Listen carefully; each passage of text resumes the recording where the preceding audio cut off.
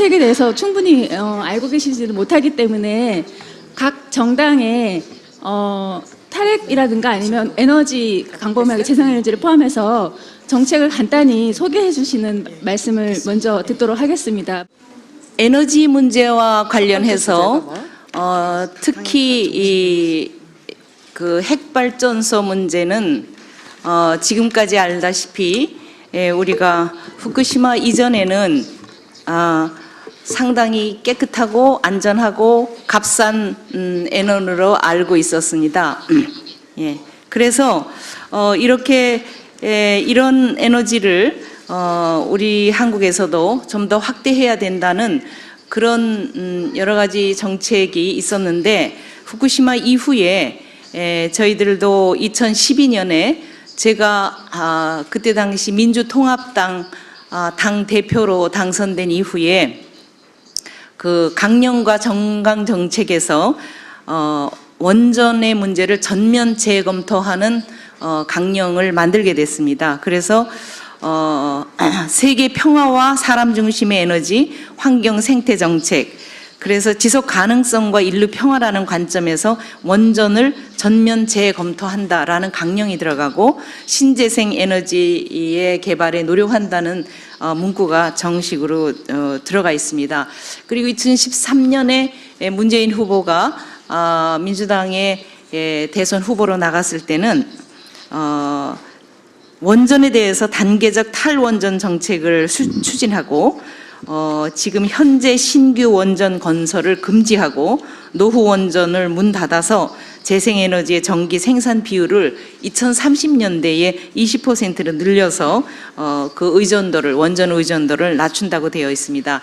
지금 새정치민주연합의 정강 정책에도 국민 환경과 안전, 그리고 인류 평화를 위한 원전 제로 시대를 실현하기 위해 원전을 점진적으로 축소한다. 그리고 재생에너지 또 저탄소 분산형 전원을 확대한다라고 적혀 있습니다. 그래서 지금 저희 당에서는 지금 오늘 우리 칸나오토 총리께서 말씀하신 것처럼 현재 있는 원전은 우리가 수명까지 하되 새로운 원전을 짓지 않고 신재생 에너지를 확대해서 지금까지의 원전 에너지 문제를 완전 재검토하는 것으로 내용이 되어 있습니다. 네. 그리고 올해 2014년 7월에는 원전 대책 특별위원회를 가동해서 문재인 후보가 그 위원장을 맡고 있습니다. 네, 반갑습니다. 정의당 김재남입니다. 많은 말씀들을 하셨을 텐데 저희 정의당도 국민의 뜻과 같습니다. 그래서 원자력은 위험하다. 그리고 원자력 발전, 핵발전은 위험천만한 죽음의 죄를 만든다. 그렇기 때문에 원자력 발전은 생명과 공존할 수 없다. 그리고 원자력 발전은 지역 주민, 해당 그 원자력 발전소 주변 지역 주민들에게 지원금이라는 이름으로 지역을 그야말로 원자력에 의존하고 지역이 갖고 있는 자생력을 모두 다 이렇게 무너뜨린다라는 이런 문제의식을 가지고, 특히 후쿠시마 사고 이후에 2040년까지는 이제 우리도 원전 제로 그리고 재생에너지로 전환해야 한다는 것을 정강정책에 분명하게 밝히고 있습니다. 그리고 이를 위해서 우선해서 올해도 굉장히 집중해서 하고 있는데요. 무엇보다 중요한 것은 엊그저께 삼척 주민들께서 원전 유치 철회 주민투표에서 85%의 그 유치 철회 의사를 주셨잖아요. 그래서 신규 원전 더 이상 되지 않는다. 그래서 삼척 주민 투표의 정당성을 알려나가기 위해서 주민투표법 개정을 비롯한 활동을 하고 있고요. 그리고 원전 제로를 만들려면 위험한 원전은 노후 원전이죠. 노후 원전부터 단계적으로 폐쇄를 해야 됩니다.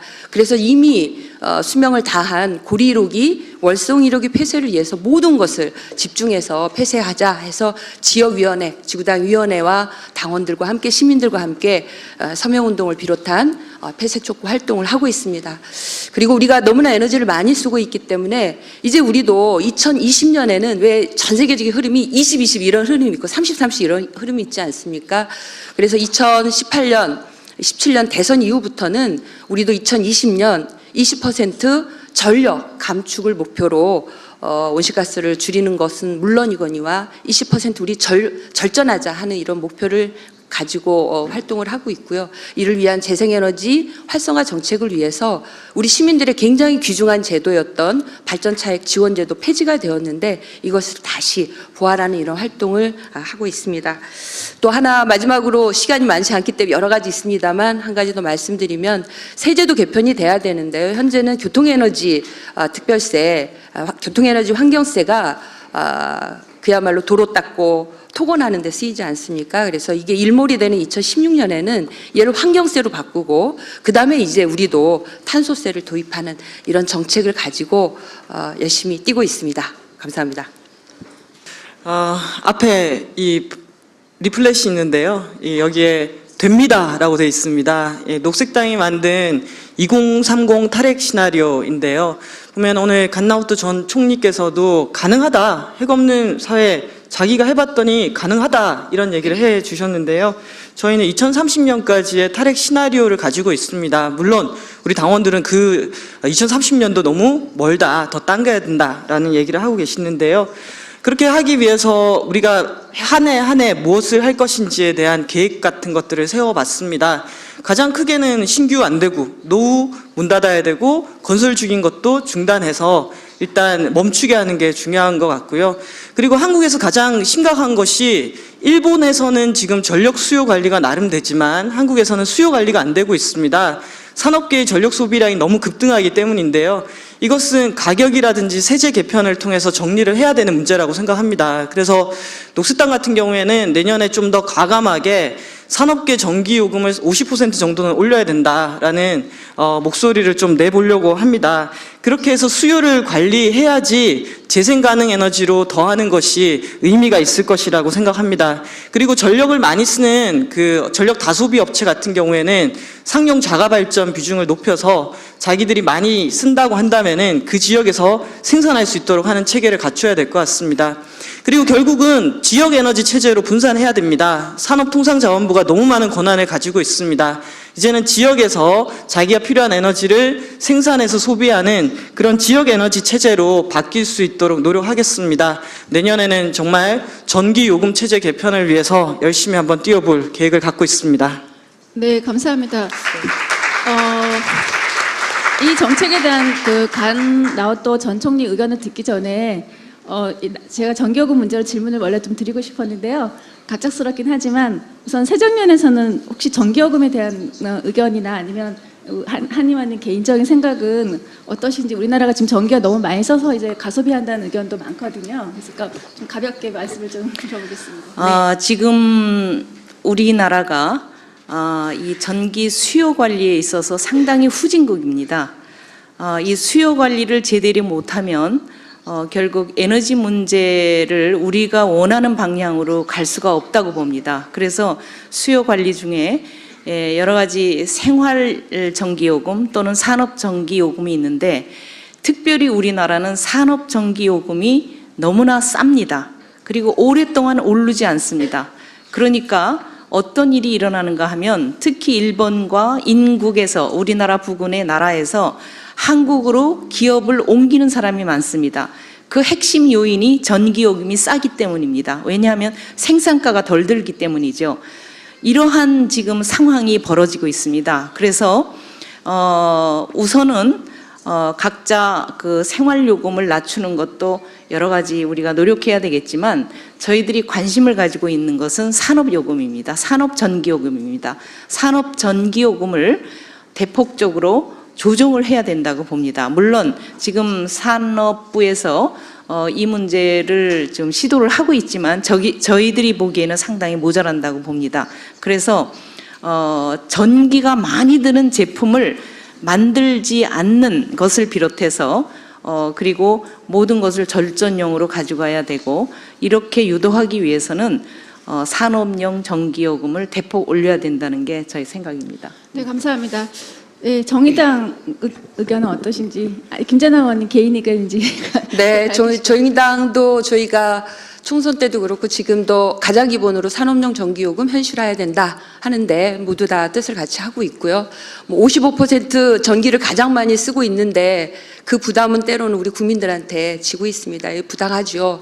당연히 올려야 하고 저는 이런 방식으로 올리면 어떨까 싶어요. 여기 계신 우리들이 있는데 전기요금, 그러니까 산업용 전기요금을 올리자는 기본 인식과 함께 적정하게 일정하게 국민들이 합의할 수 있는 또 국민들이 요구할 수 있는 수준의 전기요금 인상안을 좀 안을 내는 것도 좋을 것 같아요. 저희 국회에 낼 수도 있을 것 같고 그래서 지금은 모든 거를 정부가 밀실에서 뭘 하도록 결정하도록 만들어 놓는 전기요금 4% 올리면 엄살 부리고 난리치게 만드는 이렇게 방치해서는 안 되겠다. 그래서 뜻을 갖고 있는 분들이 산업용 전기요금 현실화하자. 그리고 뭐 우리 국민도 같이 좀 전기요금 따라서 올리는데 동감하겠다. 근데 산업 니네가 먼저 해라. 근데 적정한 수준은 몇 % 올리면 좋겠다 하는 거를 지금 우리가 답으로 내리기보다 전문가들하고 그런 걸 만들어서 적정하게 좀 올리는 안을 이렇게 내놨으면 좋겠고요. 이제는 올려야 한다. 이렇게 말씀드리겠습니다. 네, 감사합니다. 네, 간 전 총리께서 말씀을 각 당 정책에 대해서 간단히 말씀을 들었는데 뭐 다른 나라이긴 하지만 한국의 이런 정당의 정책에 대해서 의견이 어떠신지 좀 말씀을 듣겠습니다. 各党の政策というよりも、少しエネルギー全体の政策について少し述べてみたいと思います。我が国でこの問題で大変頑張っているある私の尊敬する学者が、GDP を伸ばす上で、電力を含むエネルギーが増えるというのは、つまり GDP の伸びとエネルギーの使用量が並行して増えていくというのは、それは20世紀のパターンだと。21世紀の社会のシステムというのは、GDP が伸びても、逆にエネルギーの総使用量が減っていくのが21世紀の産業社会パターンだと言っております。で、実際にもドイツはGDP は伸びてますが、エネルギーの消費トータルは減ってます。一番わかりやすく言えば、今回ノーベル賞を受けた LED は、それを開発することによって逆に同じ明るさで電気の量は6分の1ぐらいですから、エネルギーは少なくなりました。また今、我が国では断熱性の悪い住宅を、新たな住宅は断熱性の高い住宅にして、そして屋根にソーラーパネルを張って、一つの住宅が使うエネルギーと発生するエネルギーをイコールにする。その結果、光熱費がゼロになるという住宅が現実に売り出されております。そういった意味でまず産業全体、社会全体が快適でより GDP が伸びても決してそのためにたくさんのエネルギーを使うというのではなくて、それを実現しながらエネルギートータルは少なくすることができるということをですね、まず基本において計画を進めるべきではないかと思っております。それから料金問題は我が国を含めてそれぞれの国でいろんな歴史的な事情や政治的な事情があると思います。我が国でもある時期はですね、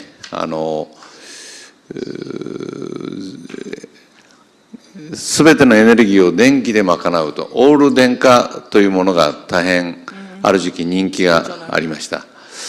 そしてその時には夜間の電力料金を非常に安く、昼間に比べて3分の1ぐらいにするという料金政策が東電をはじめとして多くの電力会社で取られました。なぜこういうやり方をしたかというと、原発を軸にするとですね、原発はなるべく一定の稼働率で運転したいので、つまり変動させたくないので、昼間に合わせて電気を発生させると夜が余るわけです。そこで夜に使ってもらうために夜の電力を安くすると。そういう形でこの原発を前提とした料金体系がある時期取られてました。しかし、福島原発事故以降は原発が今動いてませんので、夜電力料金を安くする理由がなくなりました。しかし今のところまだその料金体系は変わってません。そういった意味でこれからの電力の利用というのはいかにその効率よく使うか、これは我慢というのと違って効率よく使うかというその時に場合によっては料金というものをその効率のいい使い方に向けるためのインセンティブに使うということはあり得ると思います。一つだけ私がアメリカのある電力会社で実際に見てきた例を挙げますと、その電力会社では夏のクーラーを使う最もその時期に1時間のうち10分間だけ、例えば私が契約していると私のうちのクーラーを電力会社が切ることができるという、その代わりその契約をすると電気料金が少し安くなります。そうすると電力会社はどういうことになるかというと、最もその電力が使われる夏のクーラーを一番使うときに、例えば60万件とその契約していれば10万件ずつ10分ずつ切るわけです。しかし1時間のうち10分切ってもあまりクーラーを切られたことは気がつきません。そして電力会社はピークが下がりますから、ピークを賄うための施設が必要なくなる。そういう意味では電力会社にとってもピークカットというのは非常に効果があります。そういう意味でこれからは電力の供給側が需要に合わせるのではなくて、需要のあり方そのものをコントロールする、いわゆるディマンドコントロールとかディマンドレスポンスという言い方をしますけれども、そういう考え方をもっと入れるべきだろうと。そういう中に一部料金政策、今申し上げたようにインセンティブを与える料金政策というものもそういう中に含まれることがあっていいんじゃないかと、こう思っています。네, 다음 주제로 넘어가겠습니다. 그러면 아까 간 전 총리께서 후쿠시마 사고 이후에 그 가정에 대해서 굉장히 생생하게 말씀해 주셨는데 질문을 드리겠습니다. 당시 일본 정부가 또 일본 전체가 그 핵발전소 사고에 대해서 대응 체제가 잘 되어 있었다고 보시는지, 특히 어떤 문제가 있다면 어떤 문제점이 있는지 그 개선점에 대해서 말씀을 좀 듣도록 하겠습니다. 先ほどの話の中でも、いくつか触れましたけれども、政府の体制も基本的に福島原発事故のような厳しい事故が起きないことを前提に体制が作られていました。その例として原子力安全保安院のトップが原子力の専門家でなかったとか、あるいはオーサイトセンターが地震の時に事実上使えないところに使えない状況だったとか、そういうことを申し上げました。それに加えて、これも先ほど話をしましたが、事故が起きたときにその電力会社の状況を誰が的確に第三者として的確に把握して、それをその政府の責任者に伝えるかという問題があります。でこれも福島原発事故の時には機能しませんでした。つまり経産省の原子力安全保安院の検査員が各サイトには常駐してるんですけれども、必ずしもその常駐している人が必ずしも高い能力を持った人ではなくて、事故が起きたときにその状況を伝える役目をきちんと果たすことができませんでした。で、現在かなり制度を変えてますが、それでも原発そのものの運転は事故の時にどうするかも含めて、事業主、つまり電力会社に基本的には任されています。で、これはほとんどの国がそうです。ただ、今回のような大きな事故の場合は、結果としては日本でも自衛隊を投入したり、そういう他の地域から消防隊を導入したりしましたが、結局大きな事故が起きたときには、電力会社だけの力では、その事故対策に当たれない、あるいは特に避難の問題については、電力会社はもともと責任も持ってませんし、避難の問題に対応することが、今回の場合も十分できませんでした。そういった意味で、今我が国で再稼働の問題が大きな課題になっておりますが、その中でも特に問題になっているのが、いざ事故が起きた時の避難を一体誰が責任を持って計画を立て、そして責任を持って安全に避難をさせ、そして責任を持って戻ることができるのか、その責任を誰が持つのかということが今非常に大きな問題になっています。で、我が国の現在の状況はその問題がはっきりしてません。地元の30キロ圏内にある自治体が避難計画を作ることは義務付けられてますが、それでは計画を作ったけれどもとても安全な避難ができないから再稼働はしないでくれと言ったときに、止める権限が自治体にあるかないか、このあたりのことはまだはっきりしてません。で、そういった意味で、原発を私は順次なくした方がいいと思いますが、少なくとも使ってる間は避難や戻るということの責任を誰が持つのか、そのことをしっかりと議論する。逆に言えばそのことをしっかり議論することによってですね、先ほど85% の人が反対したという例を韓国をお聞きしましたが、そういう住民の声が結果として原発を稼働させない、あるいは廃止させる、そういうものにつながってくると。この避難の問題というものの責任と権限を地元の住民、地元の自治体に認めることが非常に大きな力になると、こう思っています。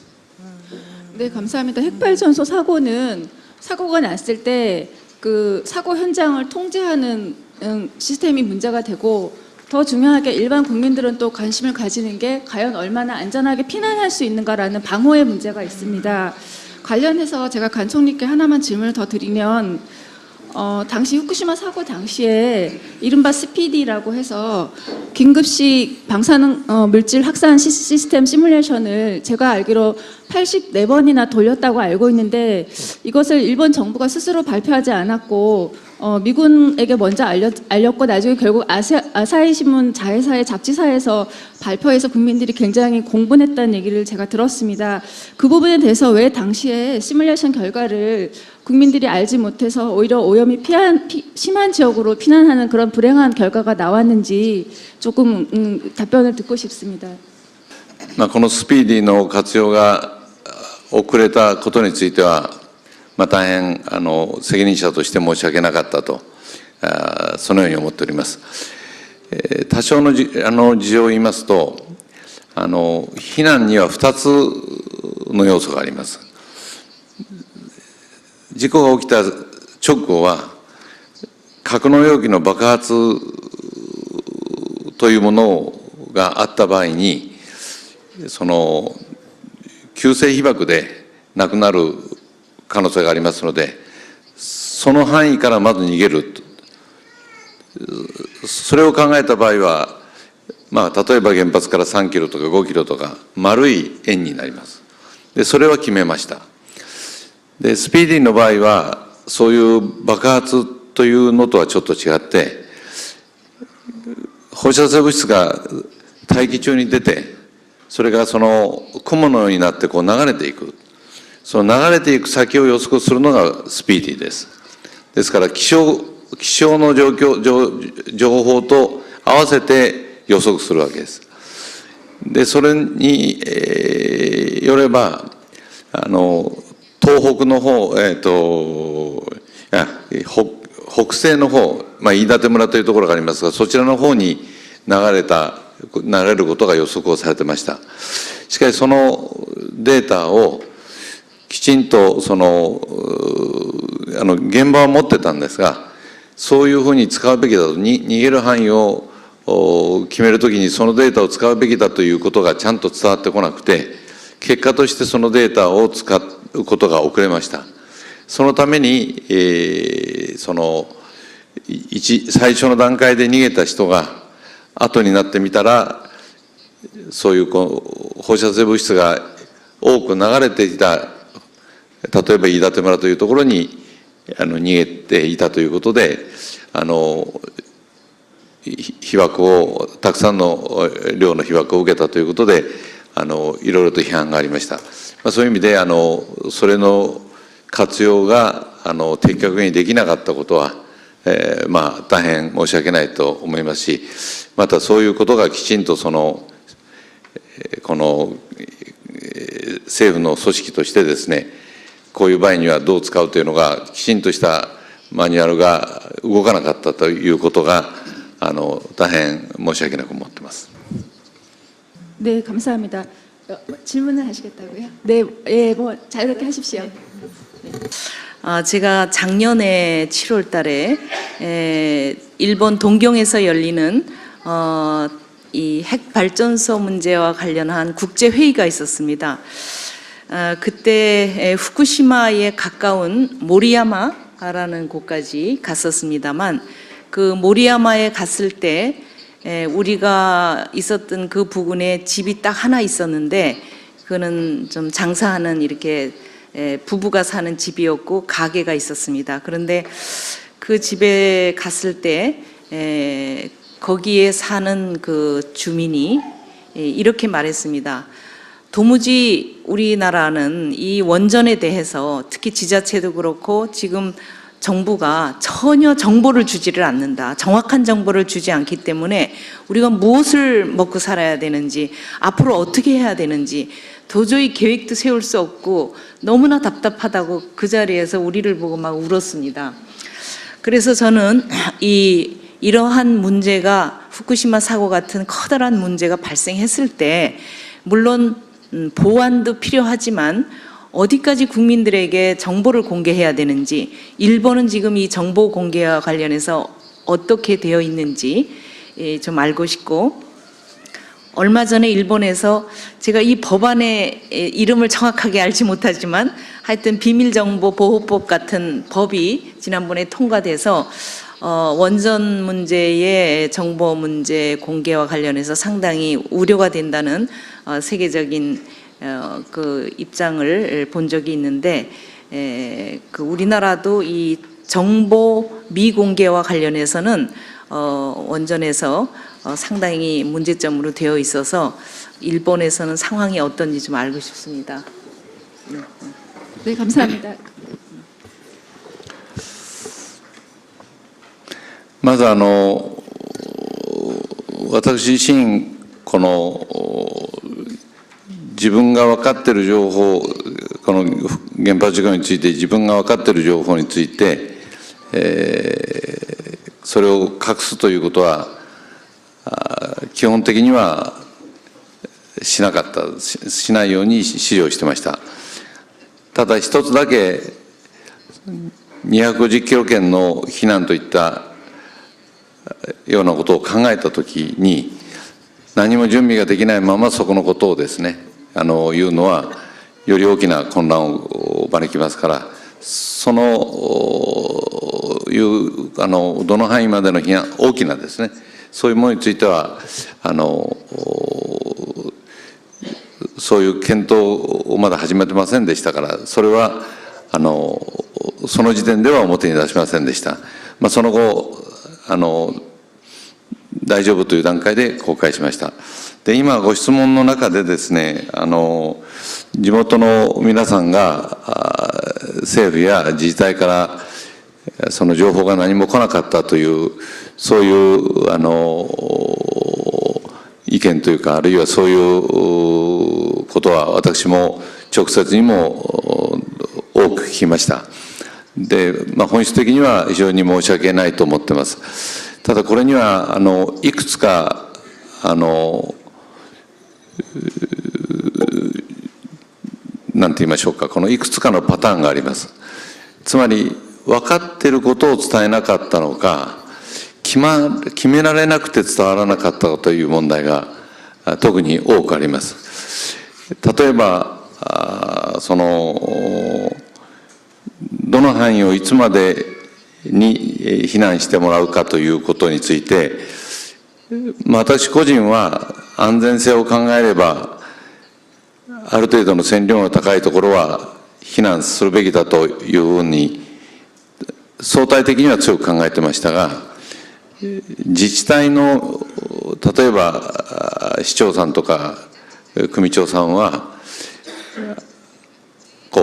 自分の自治体がなくなるように大部分の人が避難をすることを非常に恐れるというか、できれば残ってもらえるようなことを強く求める自治体が多かったというのが事実です。それから年齢も差があります。若い人は子供を連れて早く逃げたい、あるいは逃げた方がたくさんありますが、お年寄りはもうある程度多少の被爆をしてももうそこに住み続けたいと言って避難すること自体を非常に嫌がる方もおりました。そういった事情もあってですね、国なり県がある意味で機械的に決めるという形はなかなか取れなくて、そういういろんな希望なりいろんな事情を聞きながら決めていったために、結果として住民の皆さんからすると的確な迅速な指示が下りなかった、あるいは情報が伝わらなかったということがたくさんあって、大変申し訳なくなったと思っています。それだけに今後のことを考えると、いろんな状況を想定してですね、避難の計画、それもどこに避難、どういう場合にはどこに避難するかということも含めた計画をしっかりと立てて、そしてある意味では訓練をすると、そういうことが重要になると、このように考えています。네, 감사합니다. 네. 네, 시간이 네, 지금 토론하는 거고요. 발언 시간을 조금만 더 줄여주시면 다양한 얘기를 밤이라도 새고 싶어요. 네, 지금. 알겠습니다. 근데 조금만 짧게. 하여튼 저는 이제 일본의 경험에 비추어서 일본도 안전해야 되고 또 우리 국민들도 안전해야 되기 때문에 제가 느꼈던 거 후쿠시마 사고, 그리고 현재 이 대한민국 현 주소에서 볼 때 우리는 이 후쿠시마 체르노빌과 같은 엄청난 중대 사고를 겪어봤음에도 불구하고 일본도 후쿠시마 사고가 났을 때 그랬고, 지금 우리 대한민국은 중대 사고에 전혀 대비하고 있지 않다 하는 게 사실은 진실인 것 같습니다. 그렇다면 중대 사고에 대비를 해야죠. 이런 폭발 사고가 나서 그야말로 이 방사선 물질이 80km, 100km를 넘어서 일본의 경우는 도쿄까지 갔던 거고요. 우리나라 같은 경우 얼마나 인구가 밀집돼 있고 가장 전 세계에서 밀집돼 있는 인구가 많은 곳에 집결돼 있지 않습니까? 그러니까 어찌 보면 우리는 국제적인 기준보다도 더욱더 엄격한 기준을 가지고 주민의 생명과 안전을 지켜야 한다고 하는 게 저는 무엇보다 중요하다고 봅니다. 그런데 우리나라는 지금 중대사고에 대비해 있지 않아요. 그리고 임의적으로 8km다 10km다 그거 놨다가 워낙 시민들이 안전 요구를 하니까 지금 뭐 20km, 30km 확대한다 이렇게 하고 있는데 제가 지난번 일본에 갔을 때 그 피폭 현장이죠. 피폭 현장에서 만났던 요시자와 씨라는 분이 이런 말을 해요. 일본 정부도 안전 기준치다, 안전 대피선이다. 뭐 10km면 안전하다. 뭐 100mS면 연간 피폭 허용된다. 이러는 얘기를 듣고 있는 사이 주민들을 허둥대고 제대로 피난도 못하면서 결국은 주민과 마을을 방사능이 덮쳐서 피해를 볼 수밖에 없었다 얘기를 했고요. 아까 총리께서 얘기하신 것처럼 이다테무라 같은 데가 40km가 떨어져 있었는데 여기는 어떤 정보도 받지 못한 채 속수무책으로 엄청난 고농도의 방사성 피폭을 받고 한 달 뒤에야 그 동네가 이주가 됩니다. 지금도 거기는 귀환 불가 지역으로 되어 있는데요.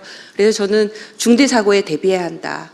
그리고 그것의 경험에 비추어 봤을 때 우리 대한민국 경우에는 밀집도가 높기 때문에 최대한 정확한 그 방사성 물질이 기후나 바람이나 이런 거에 따라서 어떻게 이동하는지를 시뮬레이션 해야 되죠. 하고 시민들에게 정확하게 알려야 한다고 생각합니다. 처음에 겁을 먹더라도 두려움이 있더라도 그 사실을 알려서 이런 위험이 있을 수 있다. 우리는 이로부터 안전하게 대피할 준비를 해야 되고 훈련해야 된다고 하는 정확한 정보를 생산하도록 요구해야 한다고 봅니다. 그런 정보를 내놓고 있지 않습니다. 저는 그런 걸 이제 요구하도록 국회에서도 하고 있는데요.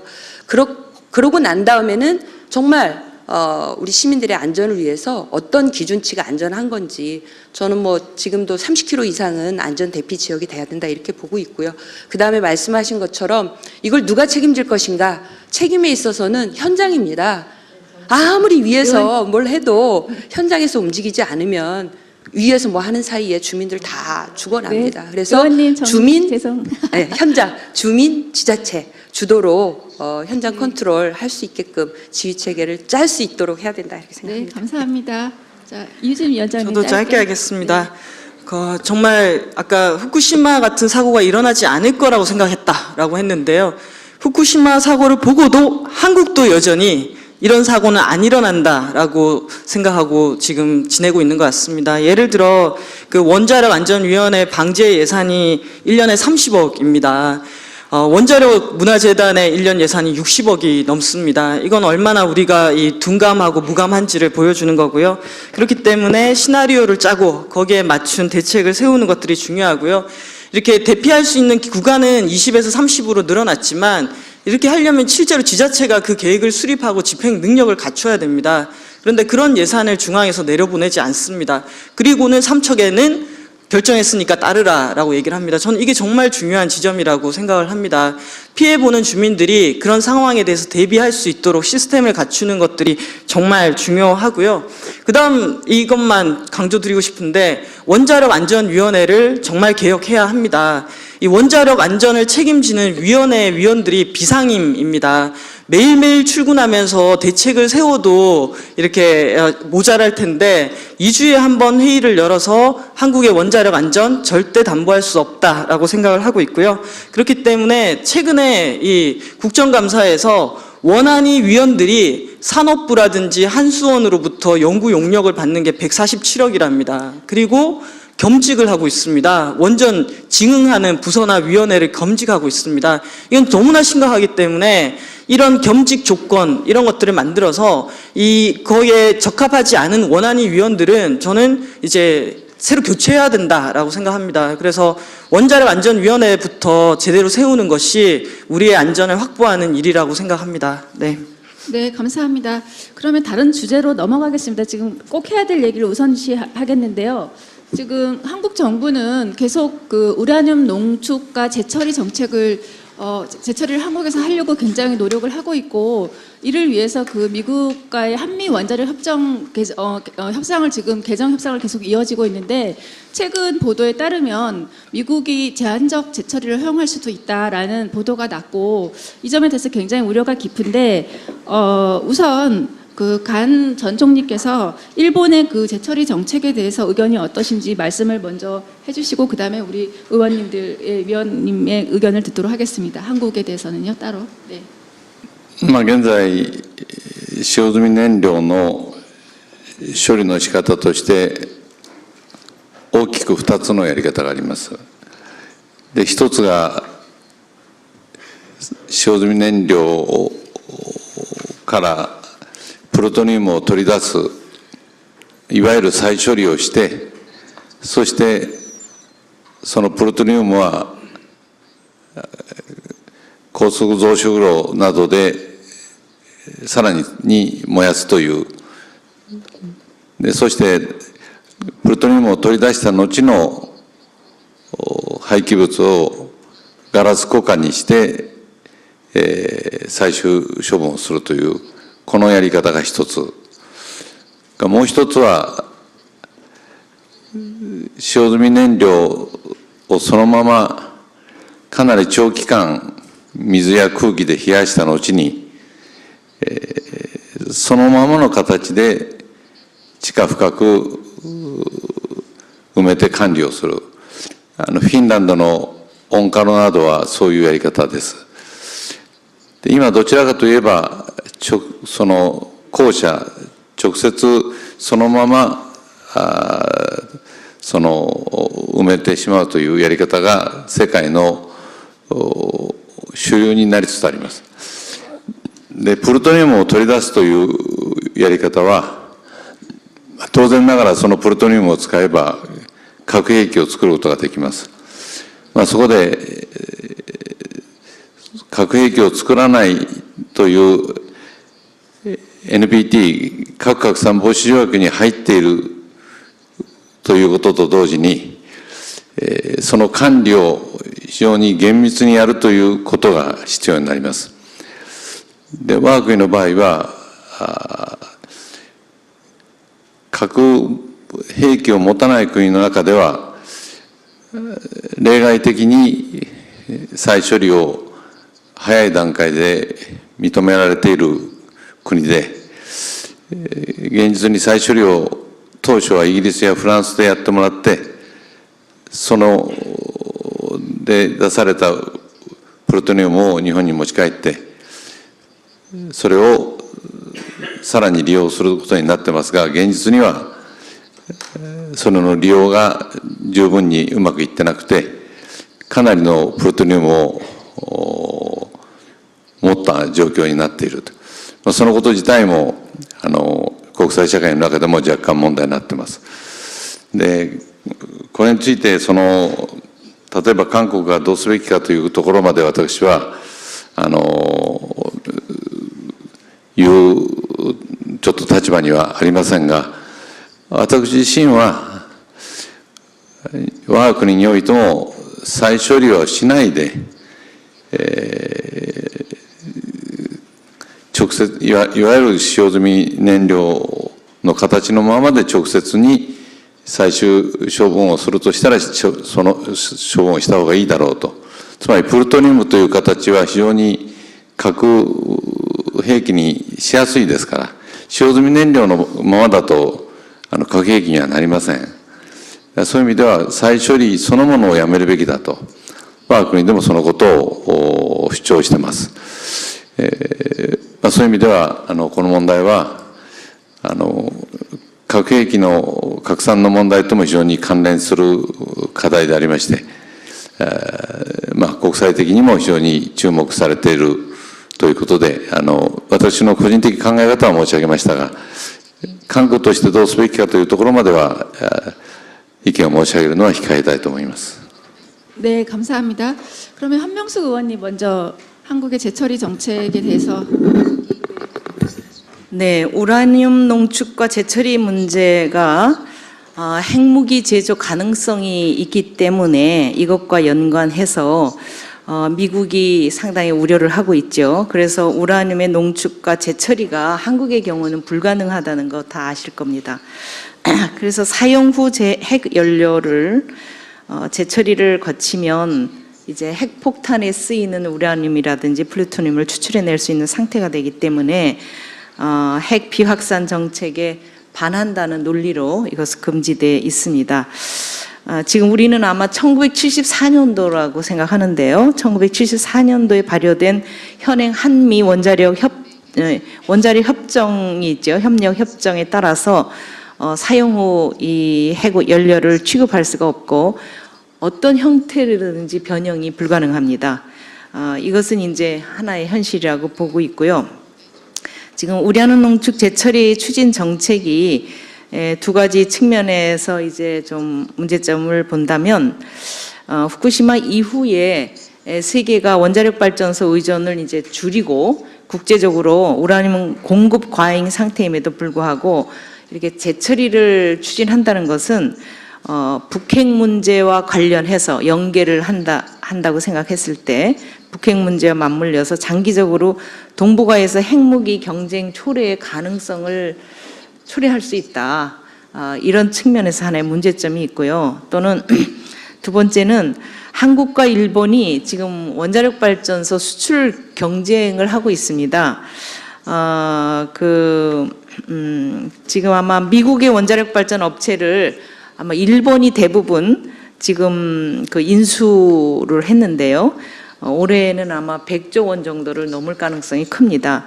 그래서 이러한 경쟁을 벌이고 있는 상황에서 아마 2016년 그러니까 내후년 정도가 되면 사용 후 핵 연료를 보관하고 있는 수조 공간이 완전히 포화 상태에 이를 수 있다.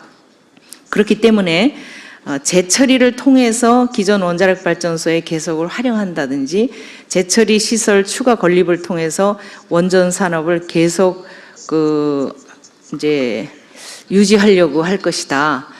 이런 문제점이 있기 때문에 아마도 이 간나오토 총리께서 제시하신 그 두 가지 방법 중에 두 번째 방법으로 갈 수밖에 없지 않는가. 그러니까 장기간 공기와 물에 냉각시켜서 지하 깊이 매몰 해서 보관하는 방법밖에 없지 않는가 싶은데 실제로 우리가 아시다시피 부안 이거는 중저준위였거든요. 폐기물 중저준위 폐기물이었는데도 불구하고 지금 경주로 이것이 이전이 된 경주에 지금 시설을 짓고 있는데 그 이전까지 19년이 걸렸다는 거죠.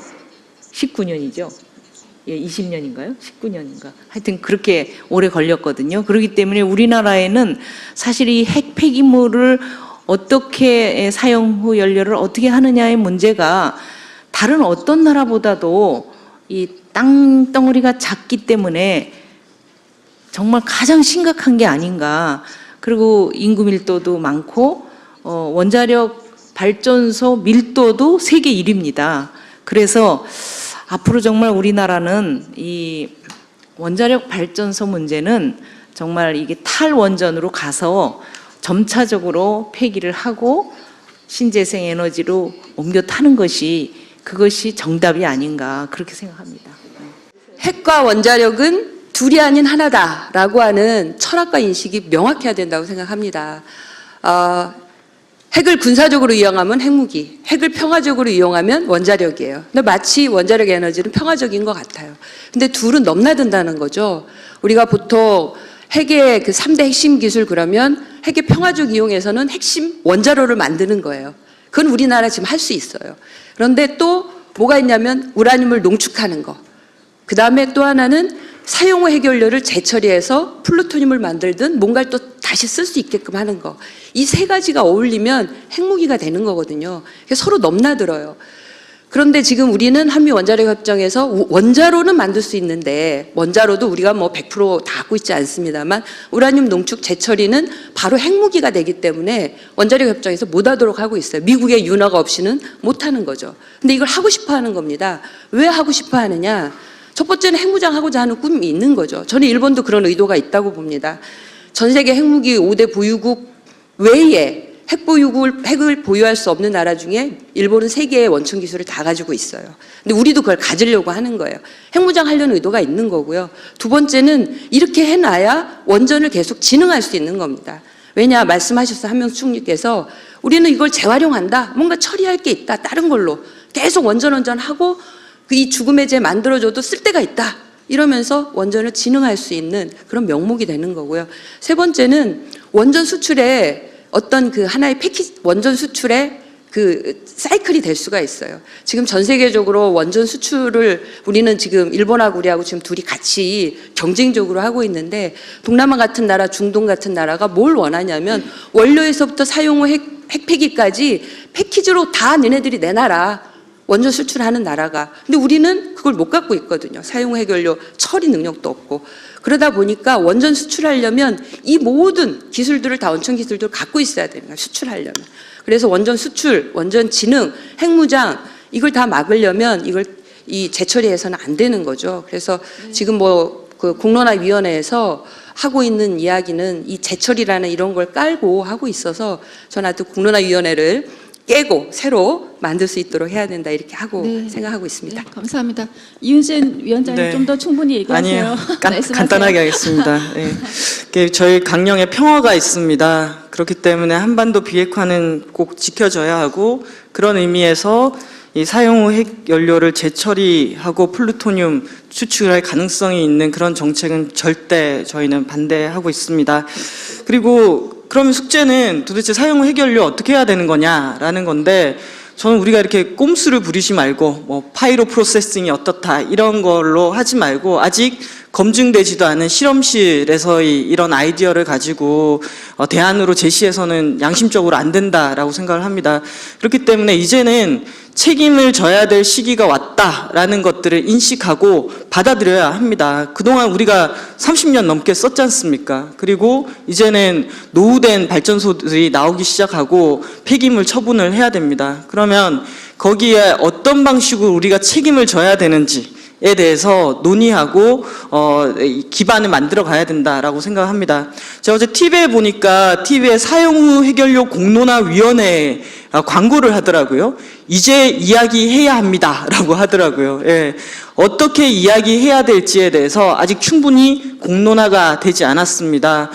정보를 공개하고 우리가 어떻게 책임져야 될지에 대해서 논의를 해야 되는데요. 딱 얘기를 하면은 핵발전소 하나 짓는데 한 10년 걸립니다. 가동해봤자 30년에서 50년. 폐기 처분하는데 짧아봤자 20년, 폐로 뜯어내는 데면 60년이죠. 거기에 10만 년 이상의 폐기물을 처분해야 되는데요. 이제 우리가 고리 1호기, 월성 1호기 딱 문 닫아 보면서 핵발전소의 진정한 비용에 대해서 이제 눈을 떠야 되고 그 비용을 지불할 때가 됐다라고 생각합니다. 그렇기 때문에 재처리나 이런 것들은 전혀 우리가 받아들일 수 있는 대안지가 아니다라는 건 명확하다라고 말씀드리고 싶습니다. 예. 네, 감사합니다. 주제를 옮겨서 네. 네. 웅변을 하셔서 반응이 뜨겁습니다. 네. 순서도 바꾸겠습니다. 발언 순서도. 이번에는 이현신 위원장님 먼저 말씀하시도록 발언권 드릴게요. 사실 또 많은 국민들이 현실적으로 느끼는 문제가 식품 방사능 공포가 아닐까 합니다. 굉장히 다들 굉장히 두려움이 많은 문제인데 특히 최근에도 후쿠시마 그 8개현 식품 수입 제한 조치를 마치 이제 풀 것처럼 그런 움직임도 한국에서 있고 그래서 걱정이 많은데요. 이 부분에 대해서 이유진 위원장님부터 먼저 말씀하시고 김재남 의원님 이렇게 한명수 의원님 말씀하시고 마지막에 간 총리 말씀 듣겠습니다. 네, 그 방사능으로부터 안전한 학교 급식 조례 만들기 운동, 녹색당뿐만 아니라 많은 정당들이 이런 조례를 만들기 위한 노력들을 기울여 왔습니다. 어떻게 보면은 정상적인 국가라면은 사고 이후에 안전과 식품에 대한 대책을 갖추는 것이 정부의 몫이어야 되는데 정부가 작동하지 않기 때문에 시민들이 나서서 조례를 만들고 자료를 찾고 요구하고 이렇게 해야 되는 상황이 되고 있습니다. 최근에 문제가 되기 시작한 방사능 고철 문제라든지요. 그리고 사케의 수입이라든지 사고가 일어난 건 이제 우리가 맞닥뜨린 현실입니다. 그렇다면은 이러한 현실로부터 국민들을 어떻게 하면은 방사능 물질로부터 노출되는 것을 최소화할 것인가에 대해서는 정부가 시스템을 갖춰야 되는 거고요. 그렇게 하기 위해서는 이게 조례가 만들어졌다고 끝나는 게 아니더라고요. 그 조례가 돌아가기 위해서 예산을 확보하고 인력을 배치하는 것, 그래서 실제로 작동되게 안전하게 느끼도록 만드는 것, 이런 것들이 필요하기 때문에 이런 것들을 구축하기 위해서 시민사회도 움직이지만 정부가 보다 적극적으로 안전, 특히 방사능 위협에 대한 안전의 위험성을 해석하고 시스템을 갖추는 필요가 있다라고 생각을 합니다. 네. 네, 감사합니다. 김재남 의원님. 뭐 다 아시는 얘기지만 또 반복하면 안전기준치라는 거 없는 거 다 아시죠? 그저 기준치이지 그게 안전이 될 수 없습니다. 그래서 일단 정부가 얘기하고 있는 100베크렐을 안전기준치로 하는 거 저희는 인정할 수가 없어서 기준치는 더욱 낮아져야 된다. 그리고 성인과 또 어린이에게 해야 되는 기준치는 또 달라져야 된다. 그래서 유아나 아이들에게는 기준치가 더 엄격하게 낮아져야 되는 거고요. 그래서 우리 이유진 위원장 얘기하신 것처럼 아이들의 먹거리인 학교 급식 방사능 문제는 굉장히 중요합니다. 그래서 여러 지역에서 우리 그 지자체 조례를 만들어서 활동하는 것을 상위법이 또 보장하고 상위법에서 안전한 방사능 먹을거리를 만들기 위해서 저도 학교급식법하고 식품위생법을 개정안을 좀 내놨습니다. 그래서 아이들에게 공급되는 그 학교 급식에서는 방사능으로부터 오염되지 않은 재료가 들어오도록 하는 안을 넣어서 개정안을 내놨고요. 어쨌든 또 일본의 간 나토 전 총리께서 오셨기 때문에 우리가 이 문제가 예민해지게 된 게 후쿠시마 사고 아니겠습니까? 근데 여전히 후쿠시마 사고는 진행 중이라고 얘기를 했습니다. 매일 연일 300톤가량의 방사능 오염수가 땅과 또 물과 또 바다를 이렇게 오염시키고 있는 진행형입니다. 그렇기 때문에 우리가 8개 일본의 현으로부터 수산물 금지하고 있는 조치, 그리고 13개 현에서 26개 품목, 농수산물 품목 금지하고 있는 조치는 당연히 우리 국민들의 생명과 안전을 위해서 최소한의 조치였다. 저는 완전 금지해야 된다고 했는데요. 최소한의 조치였기 때문에 저는 좀 일본 정부가 우리 나토 총리께서 그런 적조 역할을 해주셔야 될 텐데 일본 정부가 왜 우리가 수입을 막느냐, 수입 재개하라라고 하는 그런 압박보다는 후쿠시마 사고를 정말 안전하게 해결할 수 있도록 노력하고 또 우리 한국 정부에게도 우리 한국 시민들에게도 일본의 오염 현황을 자국 일본 국민은 물론이거니와 우리 국민들에게 우리 정부에게도 일본 오염 상황 그리고 또 복구되고 있는 상황에 대해서 정확하게 정보 공개를 하는 것을 중요하다 이렇게 말씀드리겠습니다. 네, 한명숙 의원님. 예, 저는 앞서 두 분이 한 얘기와 좀 유사해서 이 문제를 가지고 우리 총리께 조금 질의를 하는 형태로 하겠습니다. 예. 하여튼 우리가 후쿠시마 사건이 났을 때는 우리나라 수산시장에 사람이 하나도 없을 정도로 울상이었고 이제 또 잊어버리고 망각이 되니까 또 이제 뭐 다 사 먹고 이러고 있지 않습니까? 그러나 지금 현재로 보면은 일단 8개 현에 후쿠시마 인근에 있는 8개 현에 그 수산물을 우리가 이제 수입 금지하고 있는데 사실은 그 일본이 왜 우리의 그 농수산물을 수입을 안 하느냐 그래서 WTO에 제소를 했어요. 이런 상태로 되어 있습니다. 그러나 최근에도 보면 일본 20km 후쿠시마 원전에서 20km 이상 떨어진 지역에서 수확된 쌀에서 기준치보다 넘는 방사성 물질이 포함되어 있다는 것이 은폐된 것으로 나타났습니다. 그래서 저희가 일본에서 흘러내려오는 방사성 그 물질이 어디까지 왔는지, 생선을 먹어야 되는지 말아야 되는지, 농산물을 수입해서 먹을 수 있는 건지 이런 것에 대해서 국가가 철저하게 검사를 하고 조사를 해서 이것을 국민들에게 가이드해 줘야 되는데 지금 현재는 그런 것이 전혀 없습니다. 이게 여러분들이 최근에 뉴스 봐서 아시겠지만 결국 그 고철이나 이런 폐자재 이런 것도 지금 어떻게 보면 그 유입되는 과정에서 전혀 그 방사능을 측정할 수 있는 검역기가 없이 되는 경우에 우리는 그냥 머리로만 걱정했던 이거 방사능 아파트에 사는 거 아니야? 이렇게 했는데 그게 현실화되고 있다는 거죠. 이런 상황 속에서 과연 이런 문제를 한 일이 가장 가까이 사는 우리가 합리적으로 해결하기 위해서는 일본의 정확한 정보가 필요하고 우리나라에서도 일본과 협의를 하면서 이런 것을 국민들에게 정확하게 알려줘야 된다 생각하는데 이 문제에 대해서 일본에서는 지금 어떤 상황이고 앞으로 어떻게 할 수 있는지 한번 갓나우토 총리님께 여쭤보겠습니다.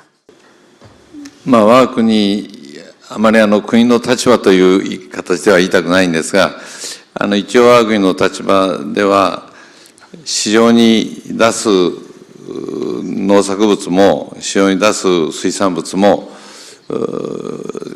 一つの基準で全部検査をした上で、ある基準よりも低いものについて、安全という形で認定して、市場に出してます。ですから、情報公開についても、そういうきちんとした検査をしているということについては、多分外交的なルートで説明がなされていると思います。そういった意味で、日本の国の立場からすれば、国内でも消費されてますし、他の国でも輸入されているということで、韓国がそれを輸入再開するということは、国の立場からすればありがたいと思っています。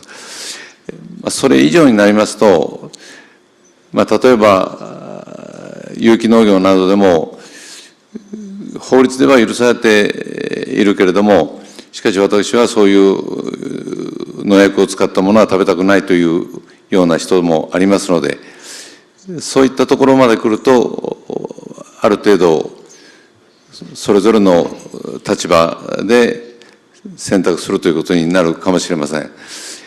若干、歯切れは悪いかもしれませんが、そういう、形で、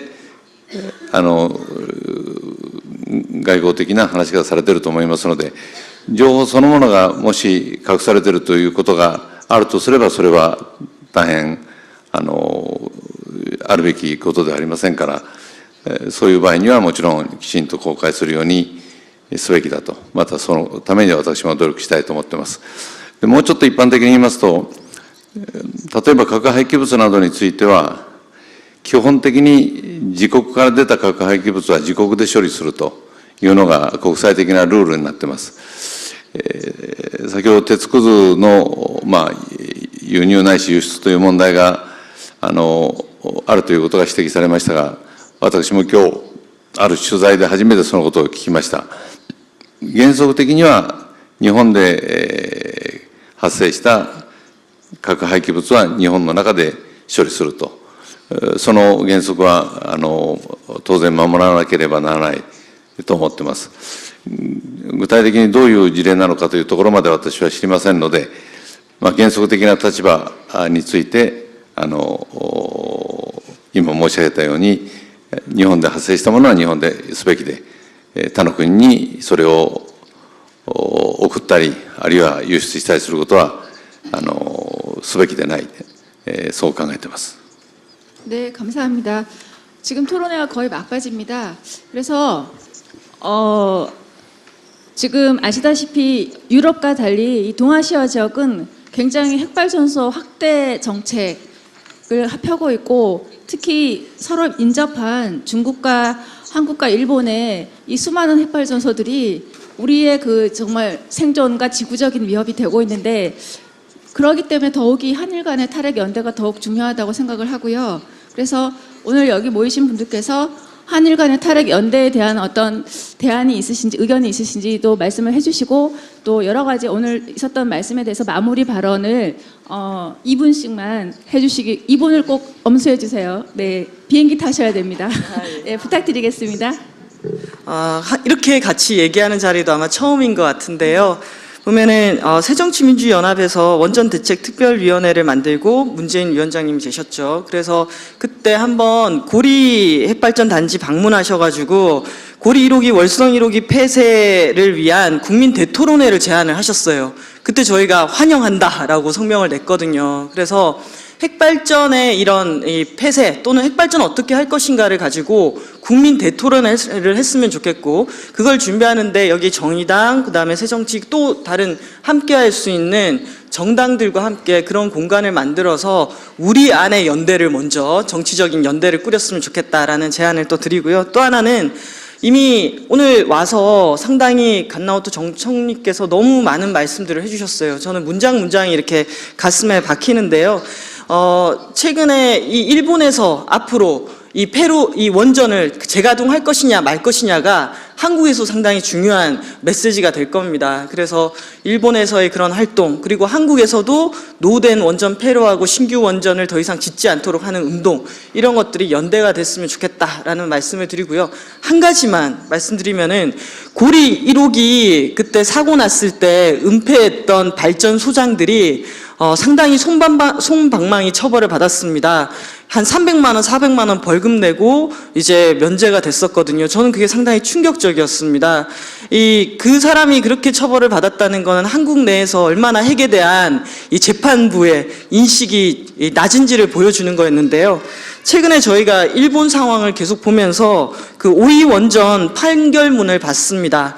가동하겠다라고 했을 때 승인을 안 하면서 그 판사가 어떻게 적었냐면은 이 원전 가동하지 않았을 때의 국부 유출이라든지 상실이 문제가 된다라고 원전 발전사 쪽에서 이렇게 얘기를 하니까 판결문이 원전의 운전 정지에 의해서 많은 금액의 무역 적자가 발생하더라도 이것을 국부의 유출이나 상실이라고 할 것이 아니라 풍부한 국토와 그곳의 국민이 뿌리를 내리고 생활하는 것이 바로 국부이고 이를 되찾을 수 없게 된 것이 국부의 상실이다라는 문장을 썼어요.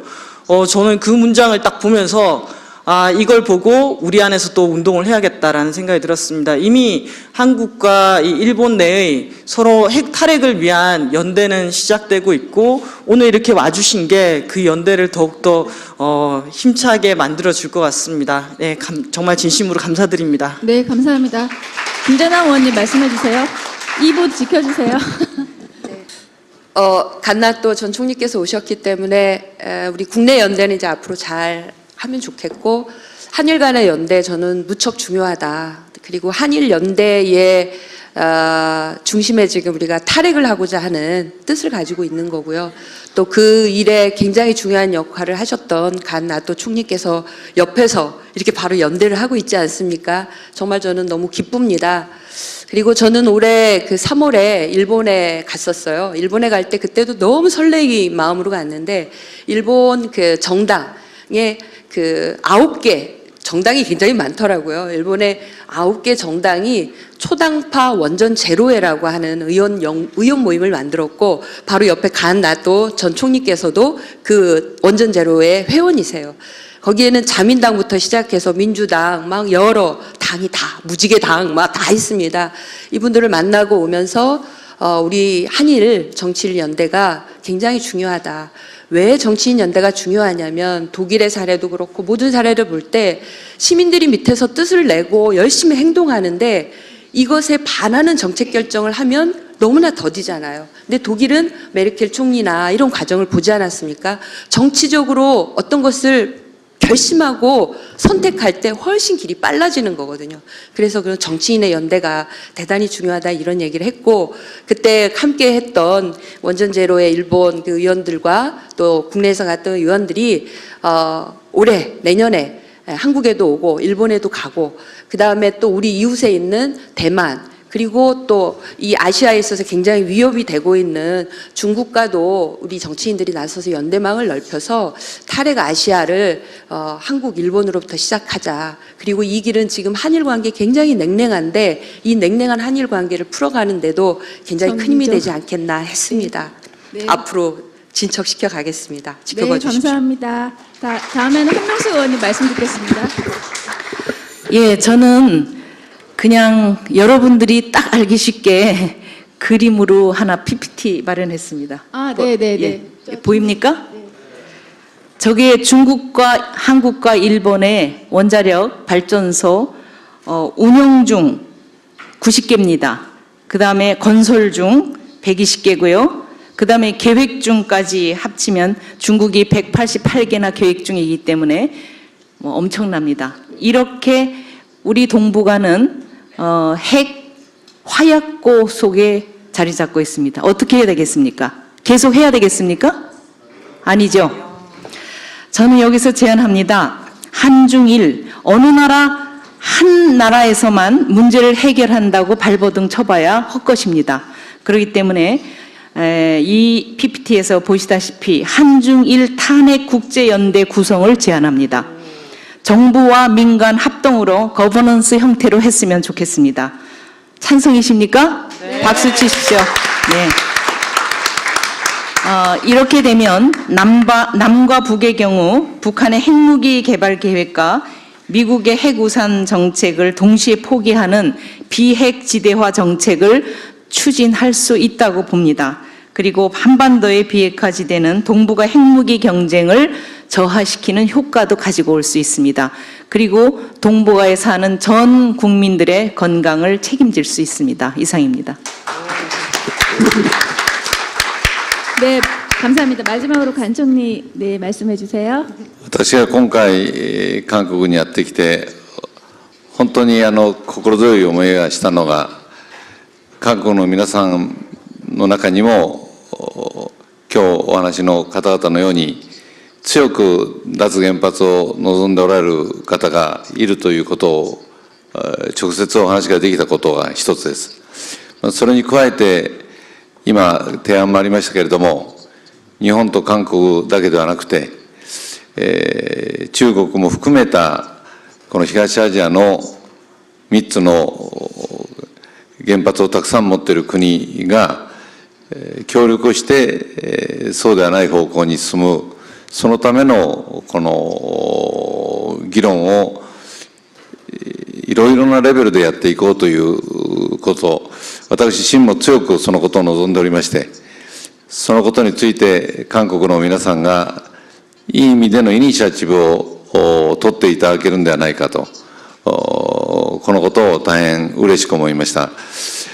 ご承知のように今政府レベルでは日韓もですが日中も少しコミュニケーションができにくい状況でありますがしかし特に環境の問題核の問題はいずれの国が事故が起きてもお互いの国に影響し合う共通の問題でありまた再生可能エネルギーの将来はできれば共通の東アジアグリッドといったそういうエネルギーのこの融通をし合うこともヨーロッパと同じようにできてくればこの地域のより安定的な関係にも役立つとこう思っております。そういった意味でぜひとも日中韓のそういったネットワークが今日の会あるいはこれまでの皆さんと中国との間の話し合いの延長上に作られることを期待をすると同時に私も役に立つところであればどこでも出かけていくことをお約束をして私のお話ということにさせていただきます。ありがとうございました。 네, 너무 감사드립니다. 정말 제가 알기로 이런 토론회는 처음인 것 같습니다. 그죠? 예, 야당의 그 책임 있으신 분들이 나오셨고 또 후쿠시마 당시 총리를 모셔서 이렇게 탈핵과 재생에너지 정책에 대해서 심도 깊은 얘기를 할 수 있어서 너무 참 좋았습니다. 예, 일단 12분까지만 쉬겠습니다. 쉬고 질의응답 시간을 가지겠습니다. 약속 시간을 꼭 지켜주세요. 12분까지만 다 들어오세요. 네, 감사합니다. 네, あります。